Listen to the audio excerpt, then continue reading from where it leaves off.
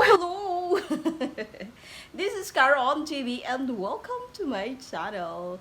So for today's video, gagawa ako ng pesto. She's with my bebe. Yeah, cuckoo! What's up, Sarita? Kumista? Tutto bene? So habang nagagawa ako ng pesto, si Bebe ay maglalaro ng kanya. Pa siya masyado nag-move. 3 months pa lang siya, mga guys. At ito na ang ingredients ko. This is pine tree fruits.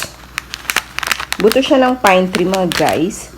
So, ito yung kinuha ko sa garden na bawang. Ito sa garden ko rin kinuha. Ito binili ko lang sa supermarket. That's Zuchine. Madumi pa siya, mga guys. Madumi pa siya. So, hugasan ko na. Hugasan ko to, tsaka bawang, baba. So, ilalaga ko to, mga guys. Laga, then wash, then laga. So, kanya na, mga guys, ilalaga ko ng aking Zuchine. Pang flavor sa pesto. Simple lang naman, mga guys, ang ating gagawin. Mimix all natin together with basil, bawang, at saka pinoli or pine tree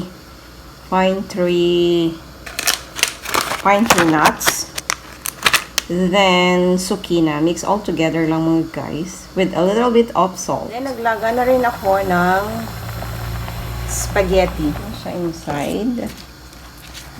Ganyan. Sumabog na siya, mga guys. Tapos add natin siya ng olive oil. Mga 1/2 ng basong maliit. Ganyan lang. Then, dagdagan natin siya ng parmisian cheese.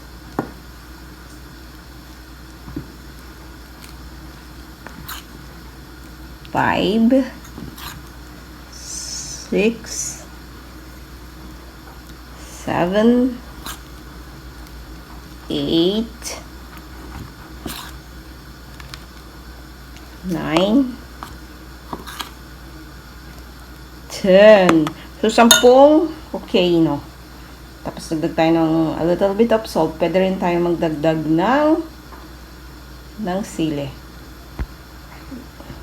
So, ito na, imi-mixer ko na siya, mga guys. Ayan na siya.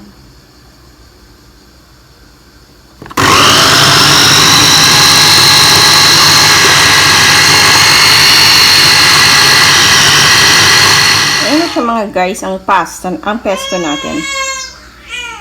Here's our pasta. So let's mix together the creamy pesto and spaghetti. So here it was, mga guys, at tayo ng parmesan cheese.